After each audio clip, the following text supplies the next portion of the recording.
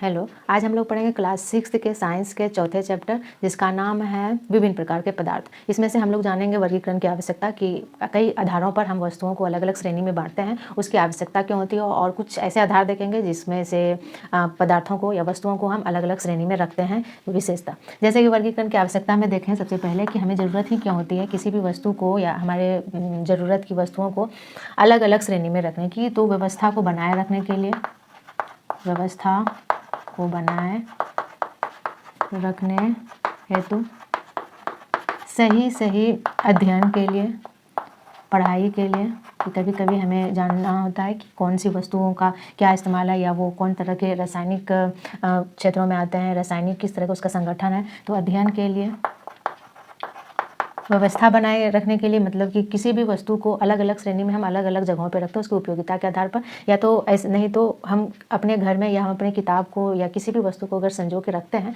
तो वो उसे अलग अलग क्षेत्रों में रखते हैं क्योंकि वो उसकी उपयोगिता जहाँ जिसकी होती है वहीं रखते हैं। तो व्यवस्था को हम बनाए रखने के लिए वर्गीकरण करते हैं। दूसरा, अध्ययन के लिए भी वर्गीकरण करते हैं। तो ये कुछ आधार है जिसको ध्यान में रखते हुए हम किसी भी पदार्थ को वर्गीकृत करते हैं, अलग अलग श्रेणी में बांटते हैं। तो सबसे पहले हम एक श्रेणी देखते हैं, एक आधार देखते हैं, पारदर्शिता। पारदर्शिता के आधार पर हम वस्तुओं को 3 श्रेणी में बांटते हैं। पारदर्शिता के आधार पर हम वस्तु को बांटें, पारदर्शिता के आधार पर वस्तु को अगर हम बांटें तो हम 3 क्षेत्रों में उसे बांट सकते हैं। एक तो पारदर्शी वस्तु, या हम कहें कि पारदर्शिता का मतलब है कि अगर हम किसी भी प्रकाश के स्रोत मतलब कि किसी भी रोशनी के सामने अगर वस्तु को रखें तो उस पार की वस्तु किस तरह से हमें दिखती है उसके आधार पर, या प्रकाश जो है किसी वस्तु के उस पार किस तरह से जाती है उसके आधार पर हम 3 तरह से वस्तु को बांटते हैं। एक तो पारदर्शी होता है, एक होता है अपारदर्शी, और कुछ वस्तु जो होती है वो पारभासी कहलाती है। पारदर्शी वस्तु उसे कहते हैं जिसके आर पार हमें बिल्कुल साफ दिखाई देती है, रोशनी उस पार साफ चली जाती है तो उसे पारदर्शी वस्तु कहते हैं। जिसके आर पार अगर हम लिखें तो जिसके आर पार हमें साफ दिखे, स्पष्ट दिखे, उसे हम पारदर्शी वस्तु कहते हैं। पारदर्शी वस्तु में अगर हम उदाहरण लें तो जैसे कि साफ पानी में हमें उस पार की वस्तु भी दिखती है, या तो शीशा, इसमें भी हमें उस पार की वस्तु दिखती है। तो ये है पारदर्शी। और पारदर्शी वस्तु जिसके पार कुछ ना दिखे, या प्रकाश जो है जिसके आर पार ना हो उसे हम अपारदर्शी वस्तु कहते हैं। उदाहरण लें तो जैसे कि लकड़ी हो गया, पत्थर हो गया, पेड़ हो गया, ये सब हमारा अपारदर्शी वस्तु कहलाएगा जिसके आर पार हम नहीं देख सकते हैं। पारभासी वह वस्तु कहलाती है जिसके उस पार हम देखें तो धुंधला दिखाई देता है। जिसके पार अस्पष्ट या हम कहें कि धुंधला दिखे उसे हम पारभासी वस्तु कहते हैं। जैसे कि अगर लें घिसा हुआ कांच लेकर अगर हम उस पार देखने की कोशिश करें तो हमें धुंधला दिखाई देगा, या तेल लगे हुए कागज़ के उस पार भी हमें धुंधला दिखाई देता है, या पतला कपड़ा, ये सब कुछ ऐसी वस्तु है जिसे हम पारभासी कहते हैं। तो पारदर्शिता के आधार पर हम वस्तु को 3 श्रेणी में रखते हैं। अब हम देखते हैं उत्प्लावकता के आधार पर, मतलब कि तैरने के आधार पर। किसी भी वस्तु को अगर पानी में हम डालें तो कुछ वस्तु ऐसी है जो तैरेगी और कुछ ऐसी वस्तु है जो बिल्कुल भी नहीं तैरेगी। तो उत्प्लावकता के आधार पर हम डूबने वाली और तैरने वाली वस्तु की श्रेणी में 2 को बांट सकते हैं। उत्प्लावकता के आधार पर वस्तु, उत्प्लावकता के आधार पर हम 2 श्रेणी में बांटेंगे। एक तैरने वाली वस्तु और एक डूबने वाली, जो कि पानी में डालते ही वो डूब जाए। नाम से ही पता चलता है। तो जैसे अगर उदाहरण में लें तैरने वाली में, तो अगर हम लें कपड़ा, पतला कपड़ा लें, पत्ता लें, तो ये सब चीज़ जो है प्लास्टिक लें, तो ये कुछ चीज़ें हैं जो कि तैरेगी। और डूबने वाली वस्तु में जैसे कि अगर हम लें पत्थर लें, या कंकड़ लें, या लोहा जैसा कुछ धातु लें, तो ये सब क्या होगा, पानी में डालते हैं वो डूब जाएगी। तो उत्प्लावकता के आधार पर हम वस्तु को 2 ही भागों में बांट सकते हैं, एक तो या तो तैरेगी या तो वो डूब जाएगी। दूसरा एक आधार देखते हैं घुलनशीलता के आधार पर, मतलब किसी भी जल में या द्रव में अगर हम किसी चीज़ को घोलें तो उसके आधार पर कितने भागों में हम बांट सकते हैं वस्तु को। घुलनशीलता के आधार पर वस्तु घुलनशीलता के आधार पर हम दो भागों में बांट सकते हैं। एक होगा विलेय पदार्थ, विलेय, और एक होगा अविलेय,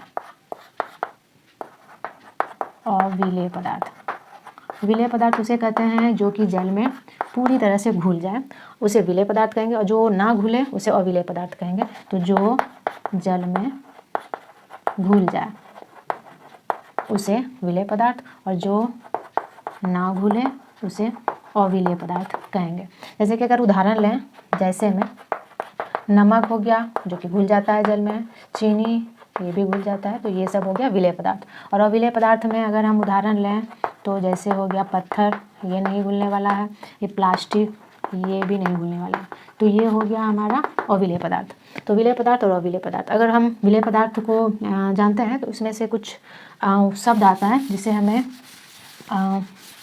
जानना है। जैसे कि अगर हम किसी भी गिलास में, अगर हम एक गिलास में किसी भी विलेय पदार्थ को अगर हम मान लें कि इसमें हमने किसी भी चीज़ को घोला, जैसे कि नमक को, अगर हम इसमें नमक को घोल रहे हैं इसमें, और इसमें पानी है और हम नमक को डाल करके घोल रहे हैं, तो इसमें से नमक जो है ये समझें कि ये नमक है, ये है हमारा जल, और तो इस तरह से हम नमक को क्या कहते हैं, जो कि घुलता है उसे कहते हैं विलेय, विलेय पदार्थ, और जो कि घोलता है उसे कहते हैं हम विलायक। और फिर जो एक मिश्रण तैयार होता है, मतलब कि ये जो एक मिश्रण तैयार हुआ नमक और पानी का, इस मिश्रण को बोला जाता है, यह तैयार मिश्रण, जो तैयार मिश्रण होता है उसे हम कहते हैं विलयन, उसे हम कहते हैं विलयन। तो इस तरह से तीन अलग अलग नाम होते हैं। किसी भी अगर घोलक में, विलायक को घोलक भी बोला जाता है जो कि घुलाने का काम करता है। अगर हम किसी विलेय पदार्थ को घोलते हैं तो तैयार हुए मिश्रण को हम कहते हैं विलयन। तो यहाँ पर नमक अगर घोल रहे हैं तो नमक हो गया हमारा विलेय, और पानी में घोल रहा है तो पानी हो गया हमारा विलायक या घोलक, और फिर एक मिश्रण जो तैयार हुआ उसे हम कहते हैं विलयन। तो इस तरह से, या तो हम इस तरह से लिख सकते हैं कि विलयन जो होता है हमारा जब तैयार होता है, विलयन वो विलेय और विलायक, मतलब जो कि घोलने का काम करता है, इसे घोलक भी बोला जाता है, दोनों मिलकर के तैयार करता है जो मिश्रण, उसे हम कहते हैं विलयन। विलय, अगर हम चीनी और पानी का मिश्रण तैयार कर रहे हैं तो चीनी हमारा हो गया विलेय, अगर, और फिर विलायक हो गया हमारा पानी, और अगर दूध में घोल रहे हैं तो दूध विलायक हो जाएगा, और उसके बाद जो मिश्रण तैयार हुआ या जो शरबत तैयार हुआ तो उसे हम कहेंगे विलयन। तो यह हुआ घुलनशीलता। घुलनशीलता के आधार पर वैसे दो, एक विलेय और अविलेय पदार्थ। हम एक विलयन के एक घटकों को देख रहे थे, तो उसमें दो विलेय और विलायक मिलकर के विलयन तैयार करता है। अब हम स्पर्श के आधार पर देखते हैं वस्तु को।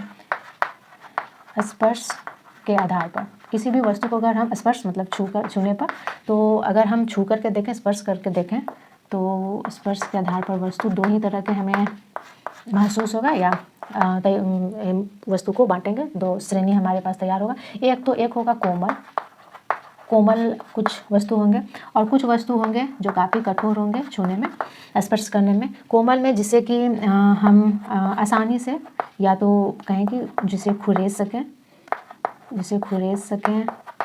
या कहें कि दबा सकें, उस वस्तु को हम कोमल वस्तु कहेंगे, जिसे हम खुरेद सकें या दबा सकें, तो उसे हम कहेंगे कोमल। और कठोर, जिसे ना दबाया जा सके और ना खरोचा जा सके,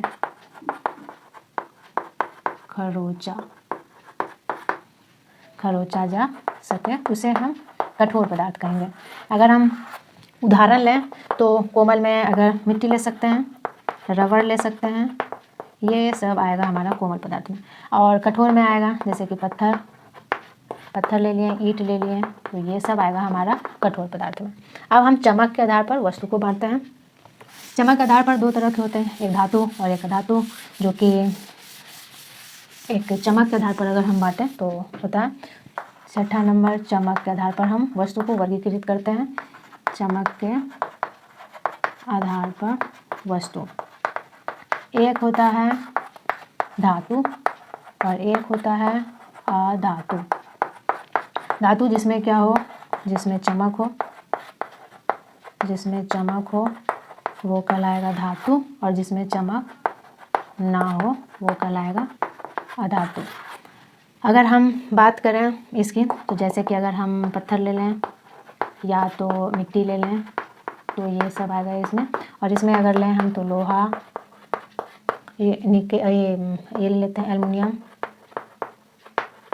एल्यूमिनियम, ये सब ले लेते हैं। कभी कभी हमें धातु में भी एक संक्षारण के कारण चमक देखने को नहीं मिलती है। अगर लोहा के किसी भी हम बने सामान को या लोहे के टुकड़े को अगर बाहर में रख दें जहाँ पर हवा भी हो और नमी भी मिलती हो, तो वहाँ पर एक उसमें जो है उसकी चमक हो जाती है, और क्योंकि उसमें संक्षारण लग जाता है। संक्षारण मतलब जंग लग जाने के कारण कभी कभी जो होता है चमक वाले धातु वो अपना चमक जो है वो खो देता है, संक्षारण या जंग। और ये कब लगता है, जब वो वस्तु जो है वो नमी और जल के संपर्क में, वो वायु, नमी में तो जल हो ही गया, तो जल और वायु के संपर्क में अगर आता है तो वो संक्षारित हो जाता है, मतलब उसमें जंग लगने लगता है और उसकी चमक जो होती है वो खो जाती है।